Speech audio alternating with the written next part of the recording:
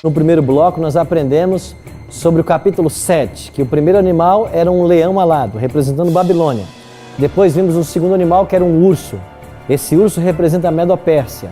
E as 3 costelas na sua boca representam as 3 principais conquistas dos Medo-Persas para conseguirem a hegemonia mundial: a Lídia, a Babilônia e o Egito.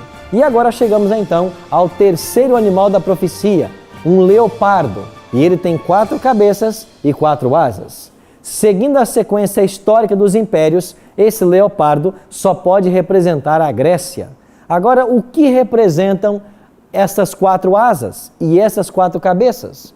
Nós sabemos que a Grécia dominou o mundo do ano 331, quando ele venceu a Medo-Pérsia, até o ano 168, quando a Grécia vai perder o poder para Roma, que é o 4º animal que vamos estudar.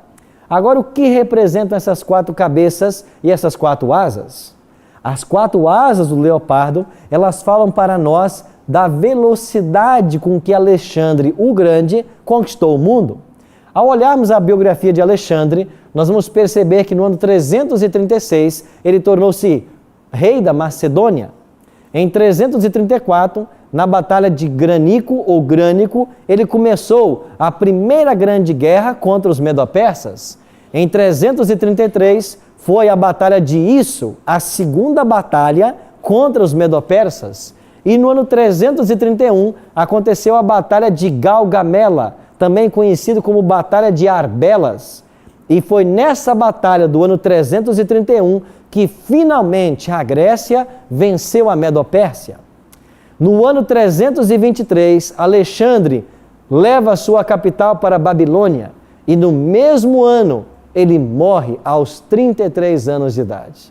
Você percebe que do ano 336 ao ano 323, nós temos apenas 13 anos, e num período apenas de 13 anos, Alexandre, que havia se tornado rei com 20 anos, consegue conquistar o mundo inteiro.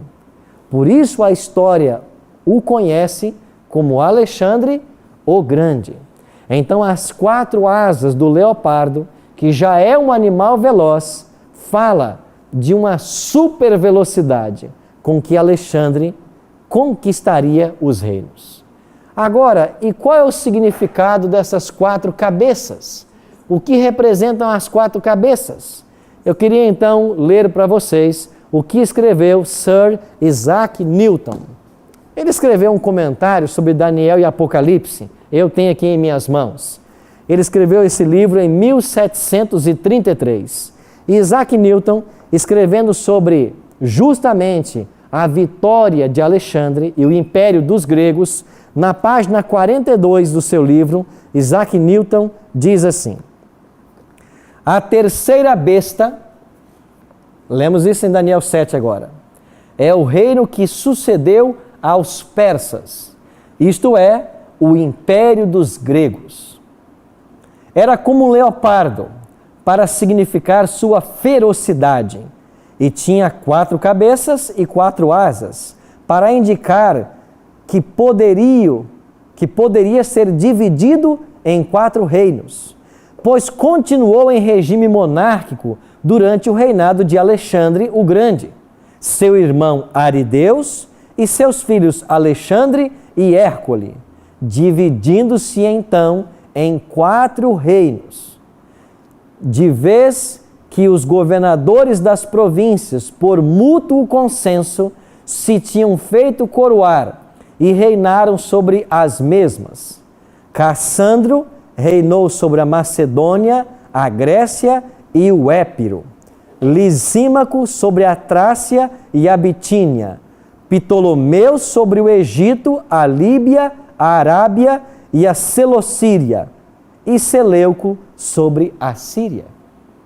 O que Isaac Newton está dizendo? Que assim como esse leopardo possuía 4 cabeças, após a morte do grande líder Alexandre, o império foi dividido em 4 setores. E 4 generais de Alexandre, depois de muitas brigas entre os generais, eles finalmente tomam conta desse império. E ele dá os nomes: Cassandro, Lisímaco, Ptolomeu e Seleuco. Essa é a interpretação oferecida por Isaac Newton. E a história secular confirma os fatos de que de quando Alexandre morre, os generais começam a travar batalhas e finalmente 4 generais tomam o controle. Então a história está dizendo de que esse leopardo representa a Grécia e as 4 cabeças representam os 4 generais: Ptolomeu, Cassandro, Lisímaco e Seleuco. Interessante como a história cumpre a profecia. Agora chegamos então ao 4º animal, chamado por Daniel terrível e espantoso. Ele não foi classificado na zoologia, mas esse animal, assim como as pernas de ferro do capítulo 2 da estátua, representa Roma. E Roma venceu os gregos no ano 168, na Batalha de Pídima. A partir daí começou o Império Férreo dos Césares. E Roma dominou o mundo até 476 depois de Cristo. Isso quer dizer que Jesus nasceu e morreu sob a jurisdição do Império Romano. Agora, esse animal era diferente dos outros anteriores e ele possuía 10 chifres. Por que esse animal era diferente dos anteriores? E o que representam esses 10 chifres? É isso que nós temos que descobrir agora. E mais uma vez, vamos apelar para Isaac Newton. Nesta mesma obra, Observações sobre as profecias de Daniel e Apocalipse, na página 56, assim Isaac Newton concluiu. Pelas guerras anteriormente discutidas, o Império Romano do Ocidente, ao tempo em que Roma foi cercada e tomada pelos godos, dividiu-se nos seguintes reinos: vândalos, suevos, visigodos, álanos, burgúndios, francos, bretões, hunos, lombardos e Ravenna. Sabe o que Isaac Newton está dizendo? Os 10 chifres desse quarto animal representam 10 tribos bárbaras que finalmente destronariam o Império Romano. E ele menciona os 10 reinos, e quando nós buscamos mais historiadores, nós vemos uma profunda relação, com alguma discrepância. Enquanto que ele fala no reino de Ravenna, a maioria dos historiadores falam nos Érulos. E enquanto que ele fala nos hunos, outros falam nos ostrogodos. O certo é que os 10 chifres desse animal, que representa Roma, representam as 10 tribos bárbaras vindas da Germânia, que finalmente destronaram Roma. E se você buscar na história secular, você vai descobrir que justamente foi isso que aconteceu. Inclusive, Edward Gibbon, que é um dos historiadores mais benquistos e afamados da atualidade, já no século XVIII, ele escreveu uma obra chamada O Declínio e a Queda do Império Romano.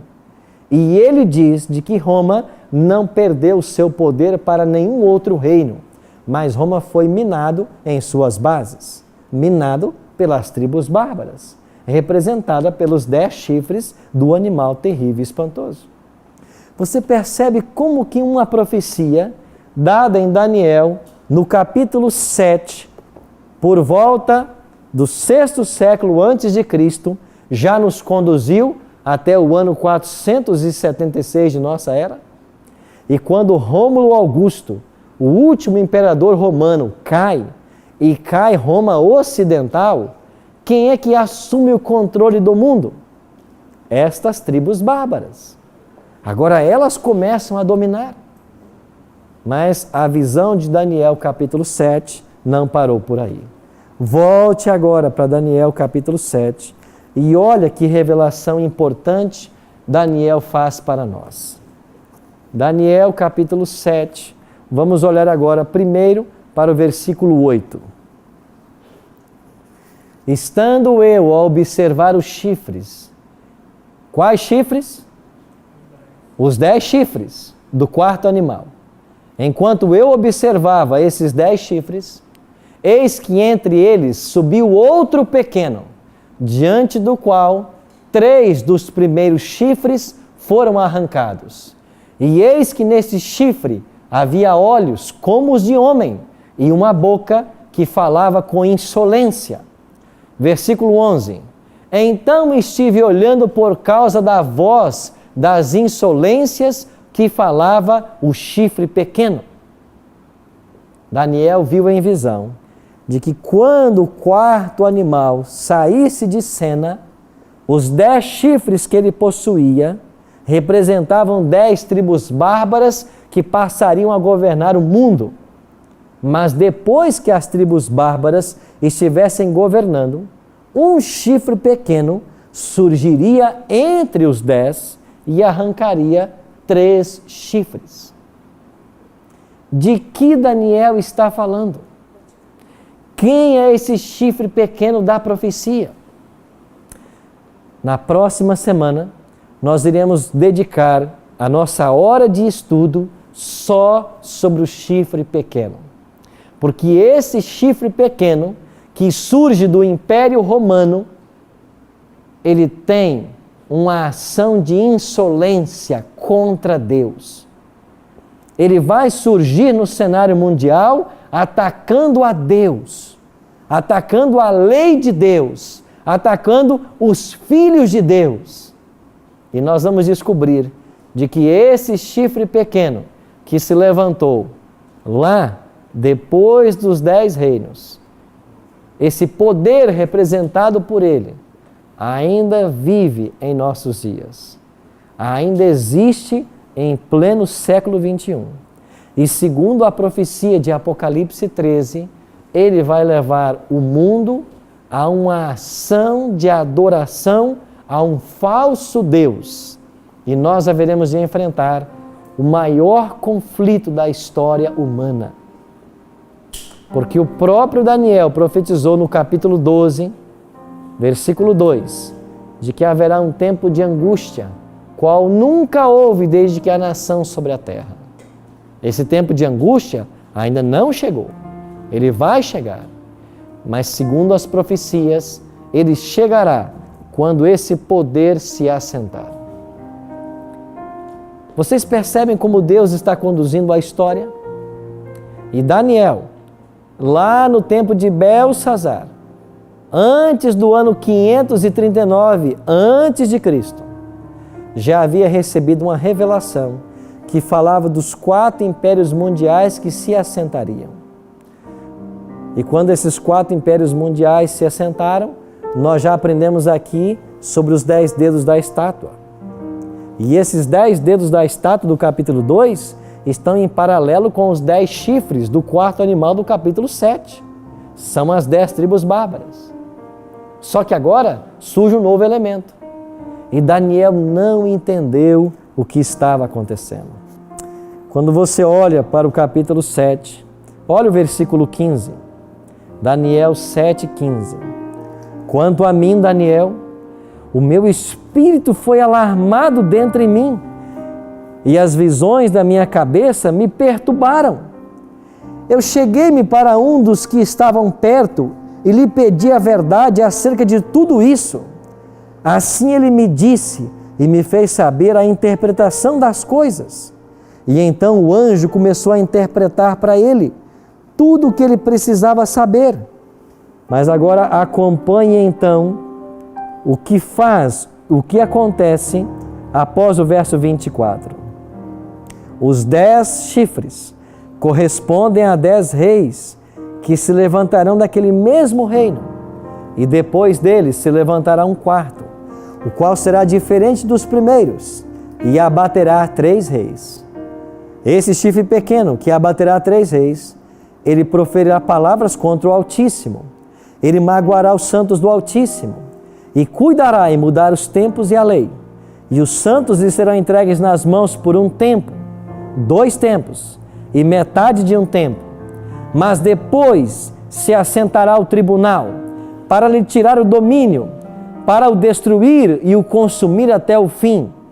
O reino e o domínio e a majestade dos reinos debaixo de todo o céu serão dados ao povo dos santos do Altíssimo, e o seu reino será reino eterno, e todos os domínios o servirão e lhe obedecerão. Aqui terminou o assunto. Quanto a mim, Daniel, os meus pensamentos muito me perturbaram, e o meu rosto se empalideceu, mas guardei no coração estas coisas. Sabe o que esse texto revela?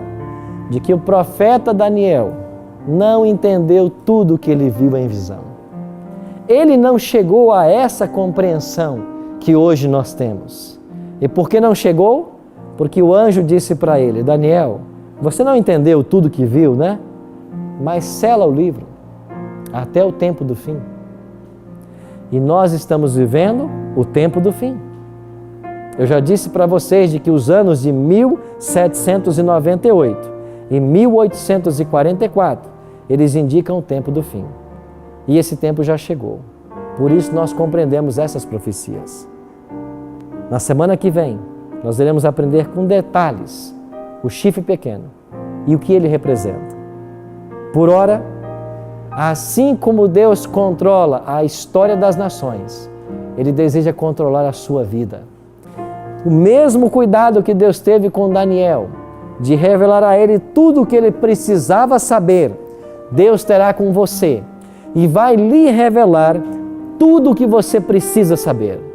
E a partir de hoje, você começará a ter revelações extraordinárias com base nesse livro de Daniel.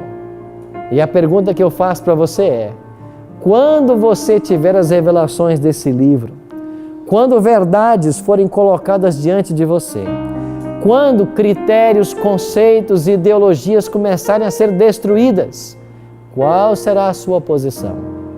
Está você disposto a colocar a sua vida nas mãos de Deus e deixar que Ele conduza a sua história?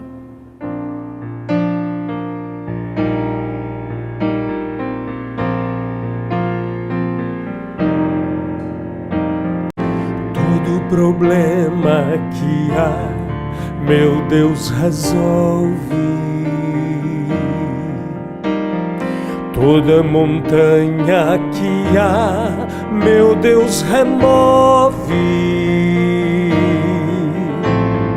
Quando a tormenta chegar, Ele acalma. Todos os pesares que há, leva da alma.